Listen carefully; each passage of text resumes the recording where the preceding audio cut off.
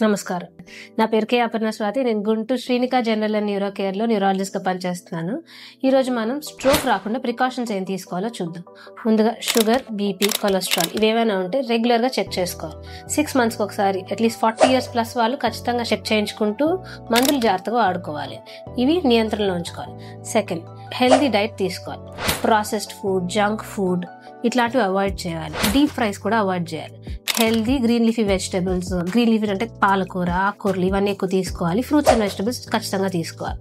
Egg, walnuts ఇట్లాంటివన్నీ డైట్లో include చేసుకోవాలి. థర్డ్, స్మోకింగ్ అవాయిడ్ చేయాలి. ఆల్కహాల్ కూడా అవాయిడ్ చేయాలి. ఈ రెండు చాలా డిసీజెస్కి కారణాలుగా ఉంటాయి. తర్వాత ఎక్సర్సైజ్ రెగ్యులర్గా చేసుకోవాలి. 20 minutes per day ఒక మోడరేట్ యాక్టివిటీ, అట్లీస్ట్ వాకింగ్ అయినా చేసుకోగలగాలి. 5 times per week అయినా మోడరేట్ యాక్టివిటీ ఉండాలి. తర్వాత స్ట్రెస్ తగ్గించుకోవాలి. మెడిటేషన్, యోగా ఇలాంటివి రెగ్యులర్గా చేస్తుంటే స్ట్రెస్ లెవెల్స్ తగ్గుతాయి. దాన్ని బట్టి మన ఆరోగ్యం బెటర్గా ఉంటుంది.